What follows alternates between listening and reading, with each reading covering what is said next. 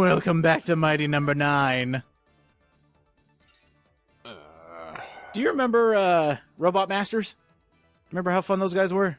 Oh yeah, they were always fun. All right. Well, I mean, not always, but you know. Yeah, it depends on which Mega Man game you're playing. Well, same deal as before. You get 8 mighty numbers that you need to take down, and each one has a specific ability. And this one right here, this is the DLC that came with the game. We'll be doing that a lot later. But, yep, you can start out with the fire guy, start with the ice guy, and they're all very, very basic powers. And each mighty number does have a weakness against its other mighty numbers. So I'm going to kind of go in weakness order, but I would say start out with this guy because he is definitely the easiest. He has the easiest pattern to figure out, and I'd like to say he's weak to your blaster, but I don't think that's right. I guess I'm just that good. Or maybe he's just that crap. Shut up! Alright. So I'm thinking maybe that they put this level first, you know, they put the weakest Robot Master first, because people who have never played a Mega Man game before in their life, or they're just playing the game for the first time, are probably going to go for the first level first, right? Right. Right. I really hope that was the reasoning, because this guy, I'm not saying he can be easily cheaped out, but his pattern is very easy to figure out.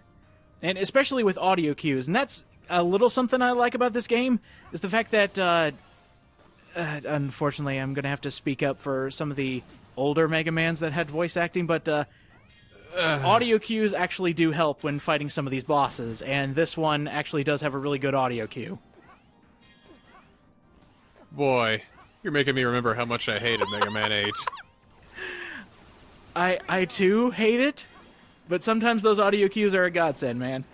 Like, I think when this game first came out, I had said that, oh great, we finally have a sequel to Mega Man 8. Because it just feels, it looks and feels a whole lot like it. Sounds like it too. Yeah, I'll totally agree with that. Yeah, there's a lot of issues with this game. Nobody can deny that.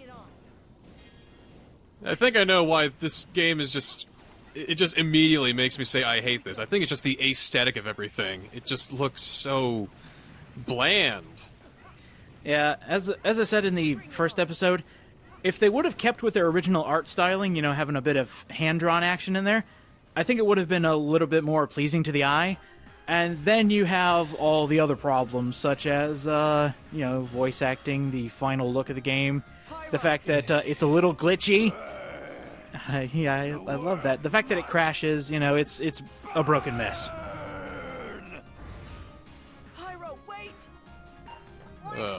Multiple incoming robots detected. Oh yeah, and this happens in basically every single level, where you will have to be stopped here, and you have to attack multiple robots. You need to beat a lot of them, and only then can you pass.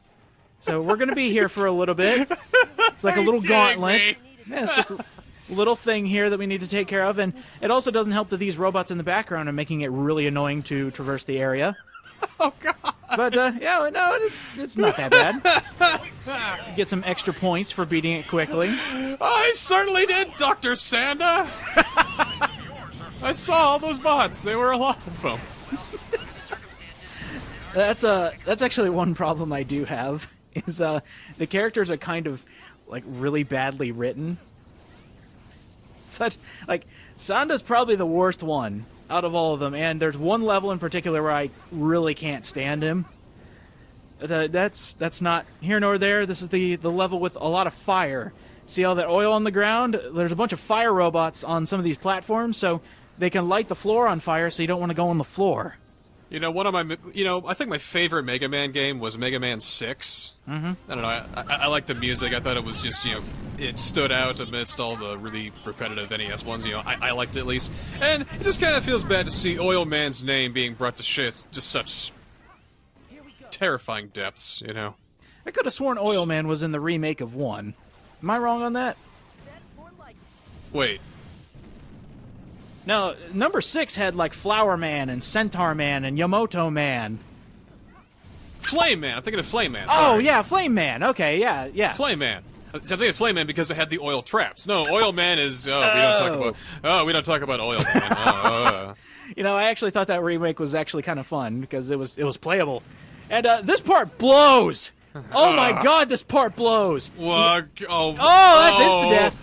Oh, if those pillars hit you, you automatically explode, and you've got falling platforms. Not only that, but you have fire robots in the background who are shooting fireballs with a random pattern. It will never be the same pattern twice.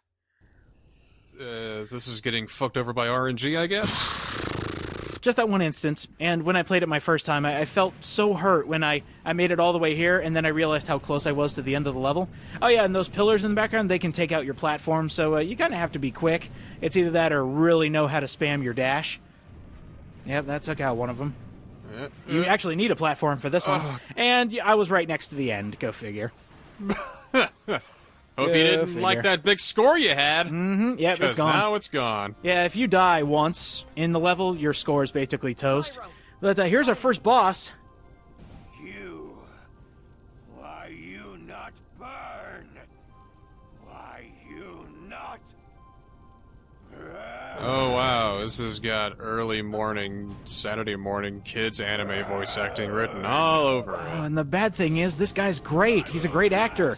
Matt Mercer, what did they do to you? Anyway, Pyrogen. He's the fire guy. Mercer?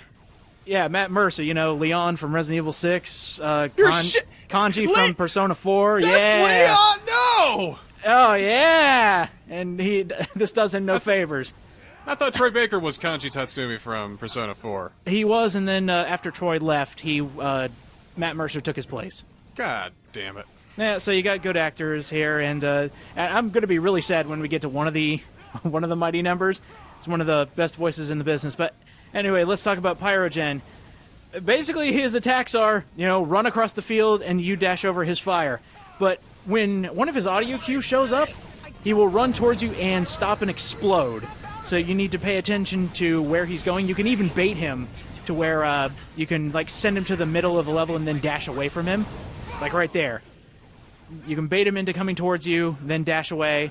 And I consider him one of the easier fights, even without the weakness. Yeah, this seems really complicated. Yeah, about these mighty numbers, about halfway through the fight, they all get an extra move, I guess you could say. Or they become a little smarter. Like that. That will take about 3/4 of your health bar, so it's basically instant death. But after you beat him, no problem. I love that. He's goes through this gigantic, snap out of it! And he just, I'm back. Yep. Oh, that was certainly a thing, Beck. Thanks for that. My crick in my neck is gone. Yeah. Becker, were you secretly a chiropractor bot? You're awesome. Yeah, his name's not Beck, it's Back. Oh, translation error. That's another thing we can add to Mighty Number 9's problem list. Yeah, instead of Beck and Call, it was Back and Front. Jiminy! Atta boy, Beck. Come on, Will. Show a bit of enthusiasm. Come on, actors, show a bit of enthusiasm. Show a bit of restraint, Dr. Sanda. This is Dr. White? Wait, that sounds familiar. I mean, at the very least, ham it up a little. Come on. Actually, while I was playing through this, I even tweeted this. I said, there is one line that is absolutely the worst line in the game, and it doesn't happen until the very end. I'll be sure to point it out, but I couldn't believe that was actually written in a script. Incidentally, Sanda, Of course, it is a game for kids, technically, so... President of Cherry Dynamics. I don't even think kids will like this. Well, what if this was baby's first Mega Man game? What do you think? What? You know, the fact that they don't move their mouths, now it makes me feel like a GameCube game. Like, this reminds me so much of Custom Robo. There are similarities. Oh, man. That's going back. I fucking love Custom Robo. Well, then you should love this, right? No, because Custom Robo was kind of good. Even Blackwell isn't clever enough to pull this off from I'll take your word for it. I still inside a haven't played it. maximum security prison. That's a shame. Indeed. I wonder why. By the way... Oh my god, what is happening? Is any of this important at all? Yes, there is actually plot in this game. Let me give you a quick summary. So apparently, the evil Dr. Blackwell, who is in prison, he could possibly be the reason these robots are going crazy. And for those of you old school Mega Man players, you could probably figure out that Dr. White is supposed to be the equivalent of Dr. Light. Wait. Run that by me again? Dr. White, the main doctor who created Beck, is the equivalent of Dr. Light. Holy shit. That's all I got. Holy shit. Okay. Well, let me just show you a couple things. One of these aspects of the game I didn't even know about until I came over here. There's a way that you can use the Mighty Numbers powers and basically hotkey them if you want to. So if you press the transformation button and you only want a few specific powers for a level, you can hotkey them.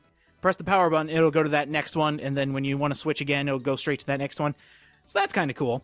And then every time you beat a mighty number, you get a bunch more tips, which are somewhat helpful. Boy, 20 years of innovation, and what we get is being able to turn the powers on and off. Wow. Well, you still have access to every power, but it's a quicker way to get to them, because later on it does become a lot easier. Not easier, but... I'm blown away!